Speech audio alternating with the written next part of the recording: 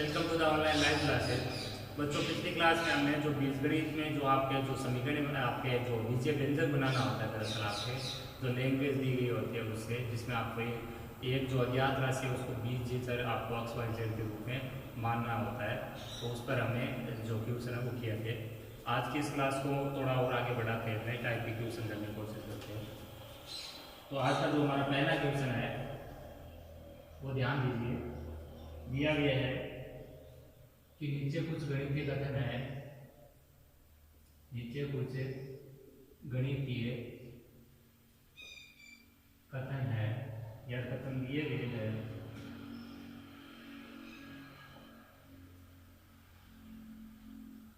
बताइए इनमें से कौन कौन समीकरण है। अब हम बीजीय समीकरणों के बारे में देखेंगे। हमने बीजीय व्यंजक देख लिया। बताइए इनमें से कौन कौन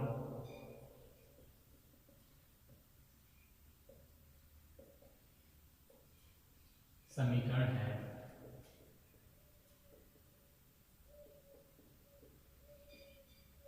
यह भी बताइए कि जो समीकरण है उनमें चर क्या है।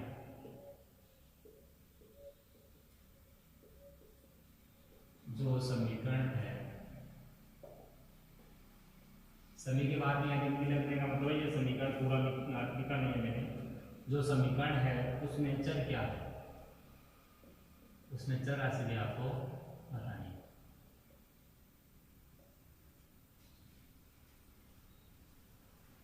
जैसे एक नंबर दिया आपको 5x बराबर 0, ठीक है दोस्तों।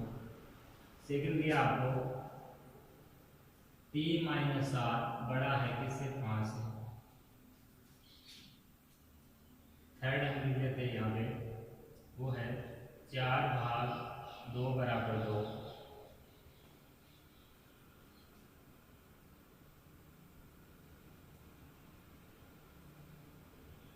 फोर्थ है हमारा 2x - 1 छोटा है 5 से। फिफ्थ है हमारा 7 बराबर 14 गुणा 2 प्लस 2। और लास्ट है वो दिया है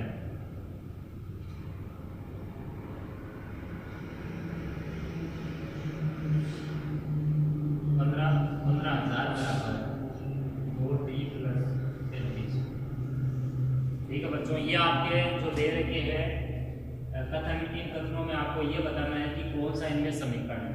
फिर आपको ये भी बताना है कि जो समीकरण है उसमें चर क्या है। चर का मतलब बीजीय राशि क्या होती है।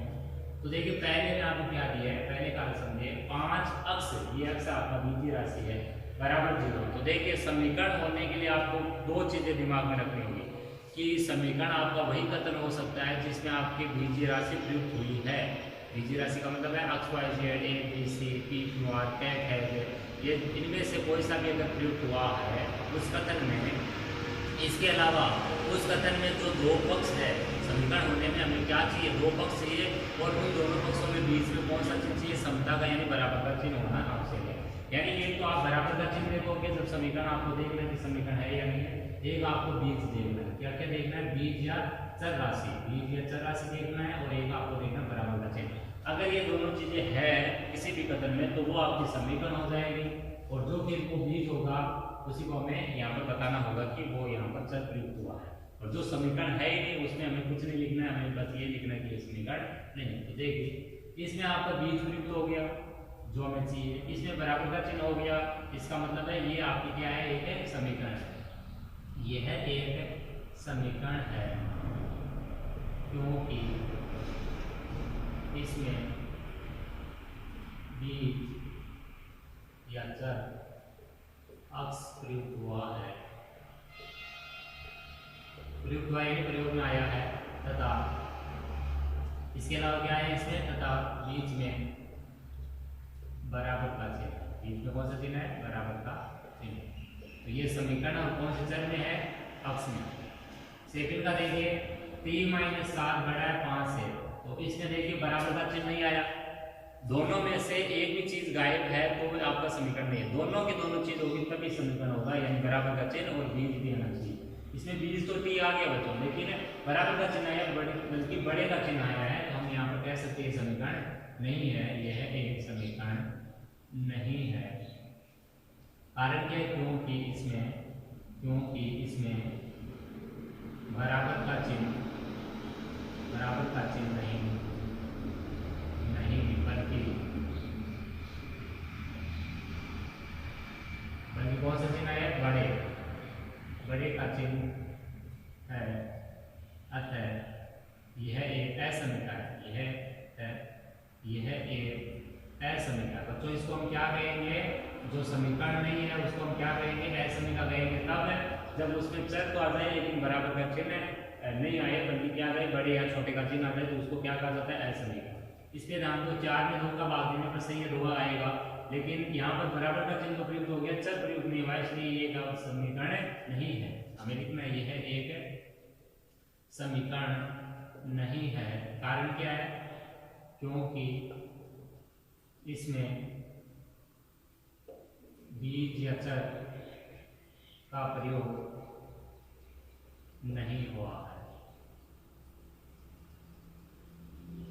यहाँ बीज या आपके चर का प्रयोग नहीं हुआ, इसलिए बीजीय समीकरण नहीं है। यहाँ पर समीकरण तो आपको ये समीकरण तो आप कह सकते हो, लेकिन ये बीजीय समीकरण नहीं है। हमें बीजीय समीकरण की बात होगी वो बताना है, तो इसमें बीज या चर का प्रयोग नहीं हुआ है, ये समीकरण नहीं है। इसका कारण हमने लिख दिया है कि ये समीकरण नहीं है। क्यों? क्योंकि इसमें बीज का प्रयोग नहीं हुआ है।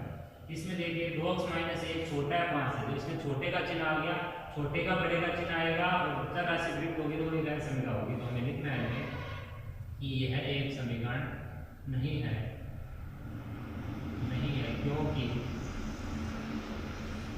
इसमें बराबर का चिन्ह नहीं बल्कि कौन सा चिन्ह आया है? छोटे का चिन्ह आया है। इसमें छोटे का चिन्ह यानी असमीकरण का चिन्ह क्या कहता है? ये चिन्ह है। अतः यह भी एक असमीकरण, ये भी क्या है? असमीकरण। नेक्स्ट ध्यान दीजिए कि 7 बराबर 14 गुना 2 प्लस क्यों। इसमें चर प्रयुक्त हुआ वो है क्यों, इसमें बराबर का चिन्ह प्रयुक्त हुआ है। इसका मतलब ये एक समीकरण है, यह एक समीकरण है क्योंकि इसमें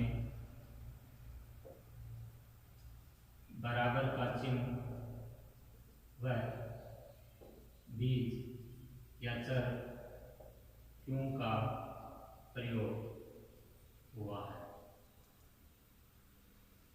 ठीक है बच्चों, लास्ट देखिए 15,000 बराबर 2t + 33 हो, तो इसमें आपका टी तो बीजीय राशि यानी चर राशि होगी और बीच में बराबर का चिन्ह है, इसलिए एक समीकरण है।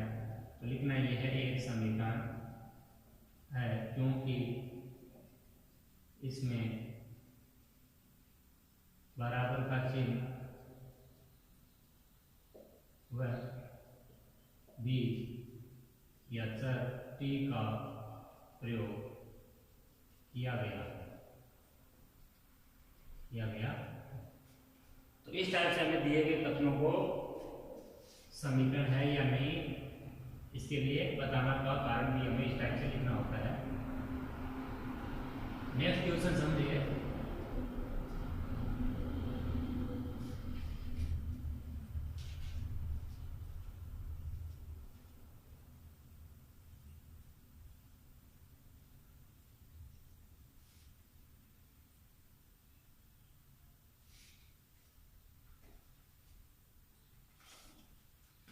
नेक्स्ट क्वेश्चन हमारे सामने बच्चों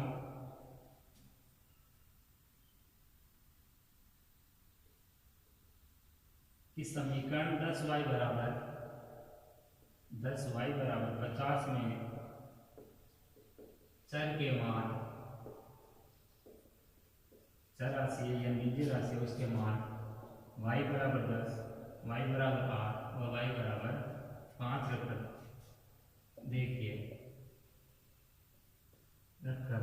देखिए कि यह किस मान से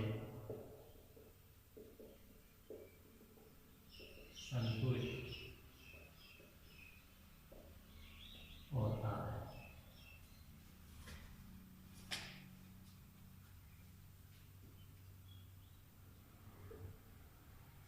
यहाँ पर आपको एक समीकरण दे रखी है 10y बराबर 50, ये y चर में समीकरण है बच्चों, एक चर वाली समीकरण कहते हैं इसको। इसमें y बराबर अपने को क्या क्या रखना, 10 रखना, 8 रखना, 5 रखना है, और फिर ये देखना है कि किस मान से संतुष्ट होती है। कोई भी समीकरण के संतुष्ट होने का मतलब है कि उसमें आपको उस चर के स्थान पर एक ऐसा एक वास्तविक मान रखना होता है जिससे उस समीकरण के क्या बन रहे, दायां पक्ष और बायां पक्ष बराबर बन रहे। जब कोई समीकरण है उसमें आपको चर राशि के लिए कोई वास्तविक संख्या रखने पर उसका दायां पक्ष बराबर और बायां पक्ष बराबर बन जाता है, तो वो जो आपका वास्तविक मान होता है वही आपका उस समीकरण को संतुष्ट करता है। बाकी मान उसको समीकरण को संतुष्ट नहीं करते। तो संतुष्ट वही करेगा y का मान, ऐसा मान जो आपके इसके दोनों पक्षों को क्या कर देगा, मान में इक्वल बना देगा। तो यहाँ पर हमें कैसे हल करना है इसको, सबसे पहले यहाँ पर LHS यानी बायां पक्ष लेने पर, बायां पक्ष लेने पर सबसे पहले हम बायां पक्ष लेंगे समीकरण का, वो कितना है, बायां पक्ष ले लिया हमने, बराबर में कितना है वो 10y। अब यहाँ पर y बराबर हमें क्या क्या रखना है, ए नंबर में हमें y बराबर 10 रखने पर, y बराबर कितना रखेंगे हम बच्चों, 10 रखेंगे। तो y बराबर 10 रखने पर हमारे पास कितना आएगा, देखिए यहाँ पर 10y बराबर 50, इस पूरे को ले लीजिए क्योंकि यहाँ पर संतुष्ट करता है या नहीं करता है ये जब ज्ञात करना, आपको चेक करना है कि संतुष्ट करता है नहीं करता, तो हमें यहाँ पर समीकरण ही पूरा ही ले लेना है। यहाँ पर आपको लिख लेना है दी गई समीकरण से, दी गई समीकरण से, दी गई समीकरण में आपके है 10y बराबर 50, इसमें y बराबर 10 रखेंगे हम, तो कितना आएगा देखिए 10 गुणा 10 बराबर कितना है 100 और बराबर 50। 100 50 के बराबर थोड़ी होता है, ये बात है गलत है, 100 नॉट इक्वल टू 50 लिखना है। बी में आपको लिखना है y बराबर कितना रखना, आपकी बात 8 रखने पर आपको दी गई समीकरण में y बराबर 10, y बराबर 8, y बराबर 5 इक्वल ही रखना है। तो आपको कितना आएगा देखिए, y बराबर जब 8 रखेंगे तो समीकरण हमारे वही है 10 गुणा y की जगह 8 बराबर 50, या 10 गुणा 8 हो गया 80, 80 नॉट इक्वल टू 50, 80 है वो 50 के बराबर नहीं होता। तो ये भी इसको संतुष्ट नहीं कर रहा, सी हम रखेंगे तो वो है हमारा y बराबर कितना 5, y बराबर जब 5 रखेंगे बच्चों तो कितना आएगा देखिए, y बराबर 5 रखने पर आ जाएगा 10 गुणा 5 तो बराबर में 50 दिया, 50 बराबर 50 जो कि क्या है सत्य है। अब देखिए दोनों मान आपके बराबर का बने, यानी y का कौन सा मान रखने पर आपका जो बराबर में जो 50 है उसके बराबर बना है वो है आपका 5 रखने पर, तो जिसकी वजह से आपका ये दोनों मान बराबर बन गए, वही आपका क्या कहेगा कि इस समीकरण को संतुष्ट करेगा। तो हम लिख सकते हैं कि अर्थात y बराबर 5 दी गई समीकरण को संतुष्ट करता है, क्योंकि y बराबर 5 रखने पर क्या हुआ बच्चों, दायां पक्ष बराबर किसके बन गया, बाएं पक्ष के। कोई भी समीकरण है उसके मान में हमें ये करना पड़ेगा कि वो कौन सा मान है जो उसको संतुष्ट करेगा। तो आपको क्या करना है, उस समीकरण को लेके उसमें समीकरण में चर के स्थान पर ये जो मान दे रखे वो रख करके चेक करना है, वो मान देखना है कि जो रखने पर आपके समीकरण के दोनों पक्ष बराबर बन जाएंगे। जैसे 10 गुणा यहाँ 10 रखा तो 100 आया और इधर 50 है तो बराबर नहीं बना, हमने 8 रखा तो 8 रखा तो 80 है 50, ये भी बराबर नहीं बना। लेकिन 5 रखा तो बच्चों हमारा 50 बना और वो 50 दिए गए 50 के बराबर प्राप्त हुआ। इसका मतलब ये है कि y का जो मान जो है 5 वही एक ऐसा मान है जो दी गई समीकरण को संतुष्ट करेगा, बाकी संतुष्ट नहीं करेगा। तो जो समीकरण को संतुष्ट करता है बच्चों वही समीकरण का क्या कहलाता है, हल कहलाता है। वही समीकरण का क्या कहलाता है, हल कहलाता है। अगर इसमें आपने पूछे कि समीकरण का हल कितना है तो हम कह सकते हैं कि y बराबर 5 जो इसको संतुष्ट करता है वही इसका क्या है, देखिए हल है। और समीकरण में अगर एक ही चर होता है तो उसका हल कितना होगा, एक ही होगा, उसके हल एक से ज्यादा नहीं हो सकते। नेक्स्ट क्वेश्चन समझिए। नेक्स्ट क्वेश्चन दिया है क्वेश्चन नंबर 3, नीचे समीकरण के संभावित हल दिए गए हैं। संभावित हल दिए गए हैं।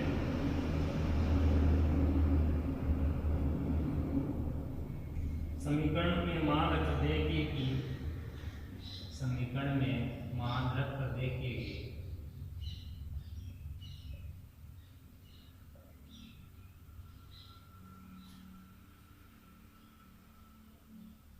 क्या ये दिए गए चर के मान के लिए संतुष्ट है।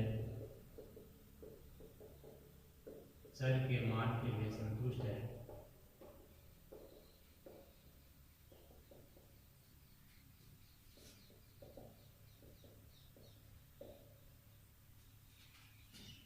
देखिए इसमें आपको क्या क्या दे रखा है। एक नंबर आपको दे रखा है 3x माइनस 7 बराबर 5, और सेकंड दे रखा है इसमें 3p प्लस 2 बराबर 8। इसमें सामने दे रखा है अक्स का जो मान रखना है वो 5, और इसमें दे रखा है सामने p बराबर जो है वो 2।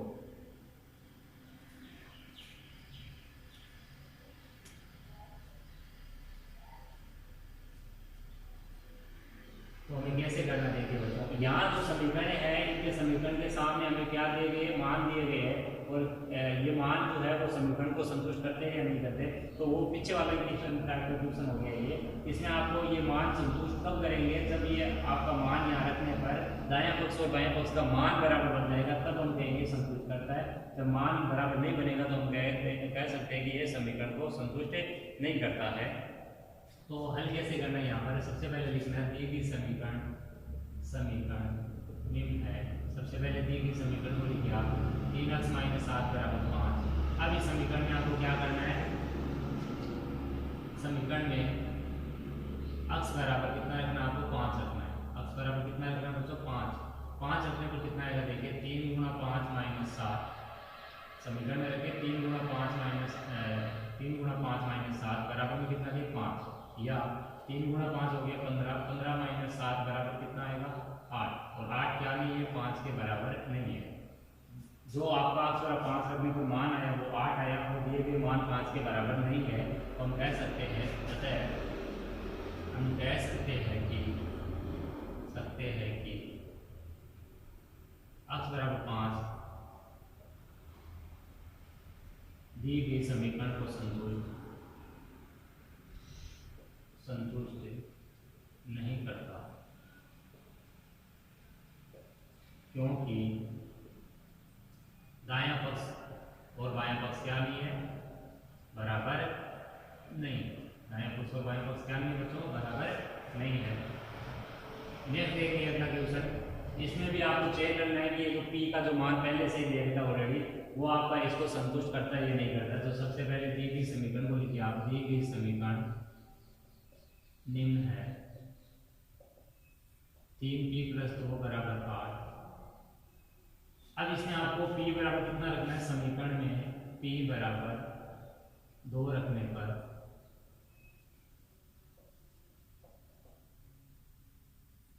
3 गुणा 2 प्लस 2 बराबर में 8, या हल करने पर 6 प्लस 2 बराबर में 8, या यहाँ से हल किया तो 8 आया, बराबर में भी 8 है। 8 और 8 हमारा क्या है, दोनों मान बराबर है। तो हम कह सकते हैं